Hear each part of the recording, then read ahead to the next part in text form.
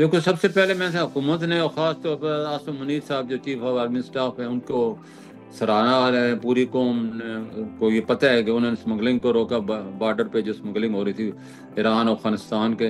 और उसके बाद आपने देखा पूरी गेम चेंज हो गई और डॉलर दिन ब दिन गिरना शुरू हुआ और रुपया बढ़ना शुरू हुआ। और आज जैसा कि मैंने बताया 340 से कम हो गए तो 80 पे। और अभी तक बॉर्डर पूरे सील है और कोई स्मगलिंग नहीं हो रही, जिसकी वजह से इंडिया वाले की जो डिमांड थी वो ख़त्म हुई। उसके बाद लॉ इन्फोर्समेंट एजेंसी ने बड़े क्रैक डाउन किया इनके इंडिया वाला ऑपरेटर के खिलाफ, गैर कानूनी मनी चेंजर के खिलाफ।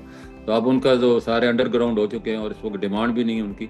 और जितना भी ये पैसा पहले स्मगलिंग के और इनके जरिए बाहर जा रहा था वो रुक गया। और वो अब वर्कर रेमिटेंस उससे बड़ी एक्सचेंज कंपनियों के जो है फ्लो बढ़े, जिसकी वजह से मैंने बोले $4 अरब दिए और पिछले 3 महीने में $9 अरब वर्कर रेमिटेंस आई है।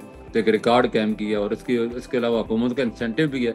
हुकूमत ने इस बजट में जो है रेमिटेंस की जो PRE प्लेटफार्म था उसके जरिए जो अगर भेजेगा तो उसको 35 रियाल यानी कि तो 25 रुपये पर डॉलर रिबेट दिया है। तो ये एक बहुत बड़ा इंसेंटिव था, जिसकी वजह से MTO जो बाहर की मनी ट्रांसफ़र कंपनी थी उन्होंने बढ़ चढ़ के एक रेस लगाई है इसको टारगेट को अचीव करने के लिए।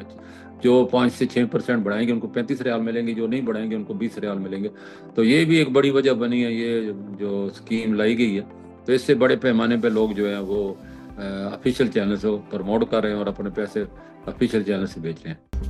मज़ीद न्यूज़ अपडेट्स और डिजिटल स्टोरीज के लिए सब्सक्राइब करें डॉन न्यूज़ पाकिस्तान।